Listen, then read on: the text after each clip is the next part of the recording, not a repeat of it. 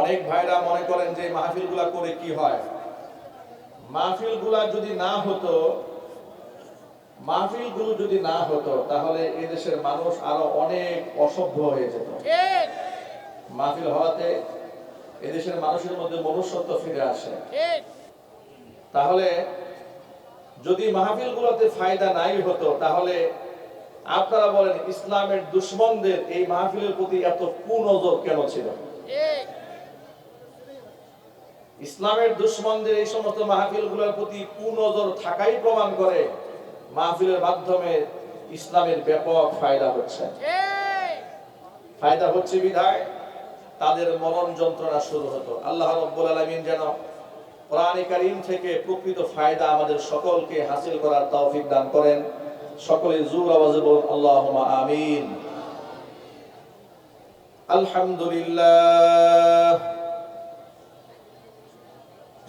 আলহামদুলিল্লাহ নাহমাদুহু ওয়া নাস্তাঈনুহু ওয়া নাস্তাগফিরুহু ওয়া নু'মিনু বিহি ওয়া নাতাওয়াক্কালু আলাইহি ওয়া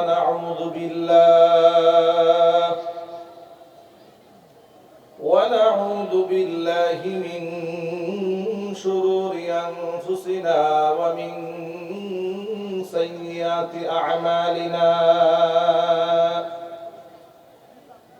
من يهده الله فلا مضل له ومن يضلله فلا هادي له ونشهد أن لا إله إلا الله وحده لا شريك له ونشهد أن سيدنا ونبينا وحبيبنا وشفيعنا ومولانا محمدا عبده ورسوله الذي أرسله بالحق بشيرا ونذيرا وداعيا إلى الله بإذنه وسراجا منيرا.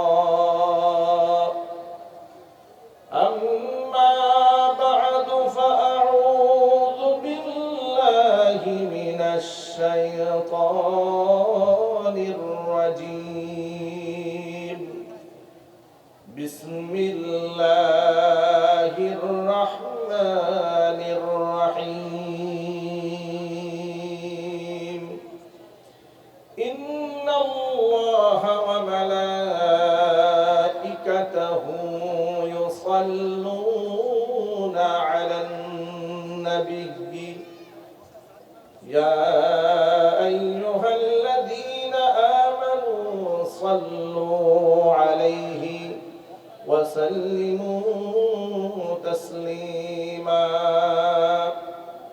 اللهم صل على محمد وعلى آل محمد كما صليت على إبراهيم وعلى آل إبراهيم إنك حميد مجيد. اللهم بارك على محمد وعلى آل محمد كما باركت على إبراهيم وعلى آل إبراهيم إنك حميد مجيد.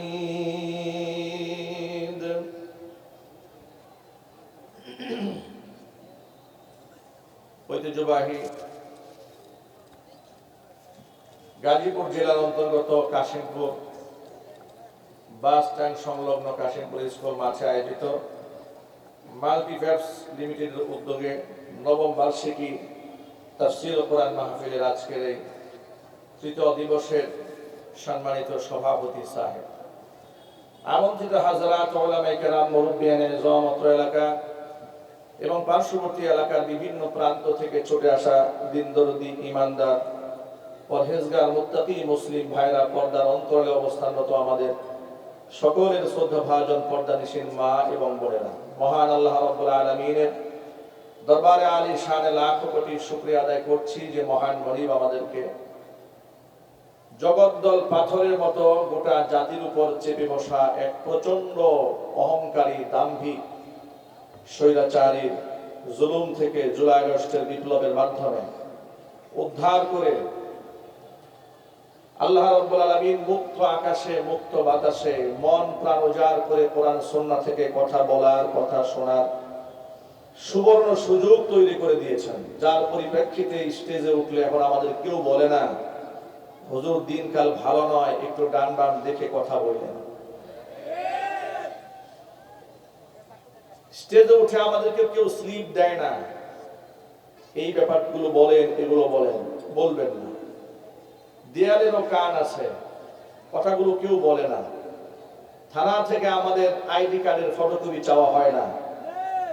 কোরআনে কারীমের তাফসীর মাহফিল অবাধভাবে করার সুযোগ আল্লাহ তাআলা আমাদেরকে তৈরি করে দিয়েছেন। আপনারা খুশি না বেজার? কম না বেশি?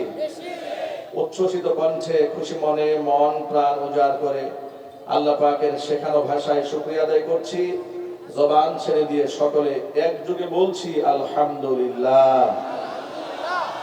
রব্বানা লাকাল হামদ হামদান কাসীরা طيبا مباركا فيه ربنا لك الحمد كما ينبغي لجلال وجهك وعظيم سلطانك।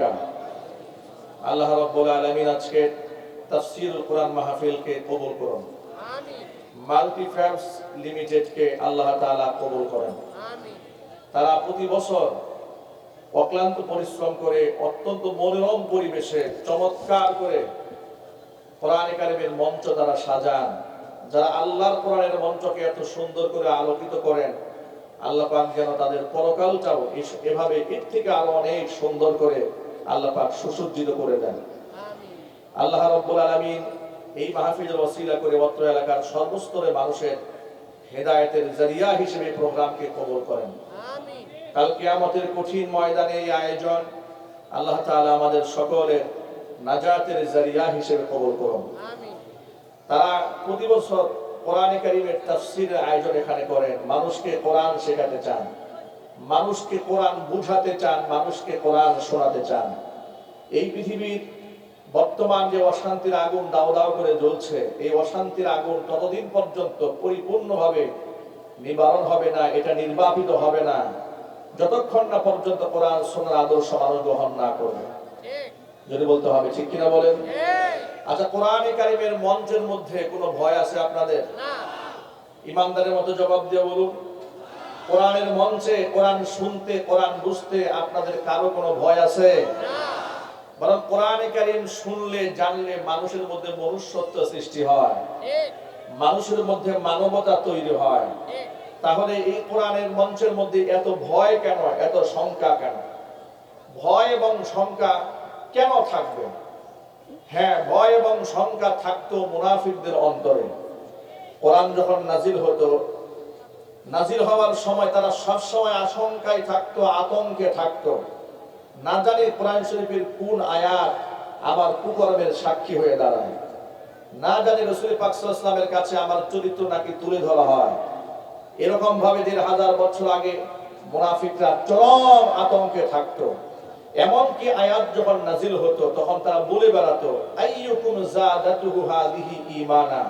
এই যে তোমাদের আয়াতটা যে নাজিল হয়, এগুলা শোনাতে তোমাদের কি ফায়দা হয়?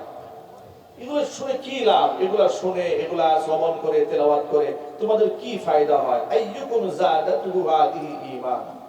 আল্লাহ পাক বলেছেন, ফাআম্মাল্লাযীনা আমানু ফাযাদাতহুম ঈমানান ওয়া হুম ইস্তাবশিরুন। যারা ঈমানদার, কোরআনে কারীমের আয়াত নাজিল হলে তাদের ফায়দা হয়। চিৎকার দিয়ে বলেন সুবহানাল্লাহ। আর জোরে আওয়াজে বলতে হবে সুবহানাল্লাহ। আজকে আমাকে নির্ধারিত বিষয় দিয়েছে সূরাতুর রহমান। সূরা আর রহমান এটা কোরআন মাজিদের এক চমকপ্রদ সূরা, যে সূরার মধ্যে আল্লাহ তাআলা বারবার নিয়ামতের কথা স্মরণ করিয়ে দিয়ে বান্দাকে জিজ্ঞেস করেছেন, ফাবি আইয়ি আলাই রাব্বিকুমা তুকাদ্দিবান। তোমরা তোমাদের রবের কোন কোন আয়াতকে তোমরা অস্বীকার করবে? নবী করিম সাল্লাল্লাহু আলাইহি ওয়াসাল্লাম এই সূরাটি সাহাবায়ে কেরামের সামনে তেলাওয়াত করলেন। তেলাওয়াত করার পরে সাহাবায়ে কেরাম যখন শুনলেন, হুজুর বললেন, আমি এই সূরাটি আমি লাইলাতুল জিনদেরকে আমি শুনিয়েছিলাম সূরা আর রহমান তেলাওয়াত করে। জিনেরা শ্রোতা হিসেবে তোমাদের চেয়ে অনেক শ্রেষ্ঠ ছিল, কারণ যতবার আমি তেলাওয়াতের কোরআন শরীফের এই আয়াতের মধ্যে এসেছি, ফাবি আইয়ি আলাই রাব্বিকুমা তুকাদ্দিবান, তোমরা আল্লাহর নিয়ামতের কোন কোন নিয়ামতকে তোমরা অস্বীকার করো, ততবার জিনেরা একেবারে সমস্বরে সকলে বলে উঠেছে, জি আল্লাহ, এমন কোন নিয়ামত নাই, এমন কোন নিয়ামত নাই তোমার যে নিয়ামতের সামান্য তোমরা আমরা অস্বীকার করতে পারি, বরং সমস্ত প্রশংসা তোমার। চিল্লাবেন সুবহানাল্লাহ। যতবার আল্লাহ রাসূলের কথা বলেছেন ততবার জিনেরা এই সাক্ষ্য প্রদান করেছেন। হাদিস শরীফের মধ্যে এসেছে, নবী করিম সাল্লাল্লাহু আলাইহি ওয়াসাল্লাম বলেছেন যে প্রতিটা জিনিসের মধ্যে একটি আকর্ষণীয় জায়গা থাকে। কোরআনে কারীমের চমকপ্রদ আকর্ষণের জায়গা হচ্ছে, এর দুলহান বলা যায়, আরুসা বলা হয় কোরআন মাজিদের সূরা আর রহমানকে। আর রহমান দিয়ে আল্লাহ পাক এই সূরার সূচনা করেছেন। আর রহমান আল্লামাল কোরআন, দয়াময়, প্রচন্ড দয়ালু আল্লাহ রাব্বুল আলামিন, যিনি কোরআন শিক্ষা দিয়েছেন। একটুখানি খুব ঠান্ডা মাথায় চিন্তা করবেন, রহমান শব্দের অর্থ দয়ালু, রহিম শব্দের অর্থ দয়ালু। এই কমন কথাটা আমরা সকলেই জানি, যেহেতু সূরা ফাতিহা আলহামদুলিল্লাহ সকলের মুখস্থ আছে। সূরা ফাতিহা মুখস্থ জানি দেখে হাত দেখি তো ভাই, সূরা ফাতিহা কার কার মুখস্থ আছে? মাশাআল্লাহ। আল্লাহ পাক যেন পরিপূর্ণ বারাকা আমাদেরকে দান করেন। রহমান এবং রহিম, আমরা যখন বাংলা তরজমা করি আমরা কি বলি? আমরা বলি রহমান মানে পরম দয়ালু, রহিম অতীব দয়ালু, করুণাময়, ইত্যাদি ইত্যাদি তরজমা। বাংলা ভাষায় মনে হয় দুটোর অর্থ একই, আরবিতে এর একটি তাত্ত্বিক পার্থক্য আছে। রহমান এর যে দয়াটা, আল্লাহ পাকের যে করুণাটা, যে মায়াটা, ভালোবাসাটা, এটা একেবারে প্রশস্ত।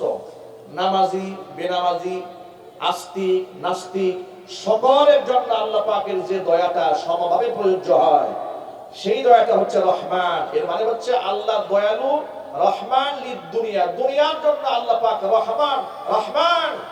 কিন্তু পরকালে আল্লাহ রহমান থাকবেন না, পরকালে আল্লাহ হবেন রহিম। আল্লাহ পাকের রহিম নামে গুণ আল্লাহ পাক সেদিন মানুষের সামনে তুলে ধরবেন, যার দরুন সেই দয়াটা বিশেষ শ্রেণীর মানুষ ছাড়া সকল ভাবে সমাহারে সবাই সেদিন আল্লাহ দয়া পাবে না।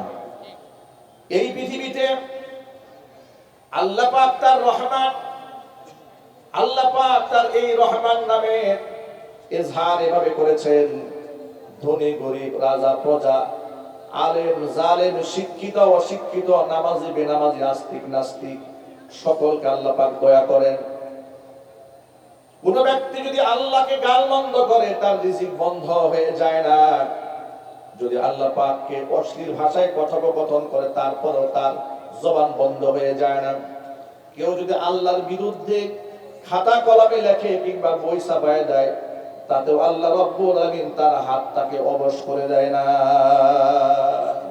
এই দয়াটা কার? আল্লাহর। যদি বলেন ভাই দয়াটা কার? আল্লাহর। উদাহরণস্বরূপ বলি, এদেশের আলেম ওলামাদেরকে যখন স্বৈরাচারীর আমলে জেলখানায় নেওয়া হচ্ছিল, হাতের মধ্যে হাত করা, পায়ের মধ্যে ডান্ডা বেরি পরানো, এই দৃশ্যগুলো দেখে আমি নিজে 2018 সালে যখন মাহফিল মঞ্চ থেকে নামিয়ে হাত করা পড়ি, আমাকে যখন নেওয়া হয়েছিল আদালত প্রাঙ্গণে, তা আমাদের খুব ঘনিষ্ঠ জনের লোকেরা বলেছিল, আচ্ছা হুজুর, এরা যে আলেমদের সাথে এত বিয়াদবি করে, আল্লাহ কি ওদের হাতগুলা অবশ করে দিতে পারে না? লোকেরা বলতো, এরা যে আলেমদের পায়ে ডান্ডা বেরি পড়ায়, এত বড় নাফরমানি এরা করে, গুস্তাখি এরা করে, আল্লাহ কি এদের পাগুলাকে অবশ করে দিতে পারে না? এই কথার জবাব কি?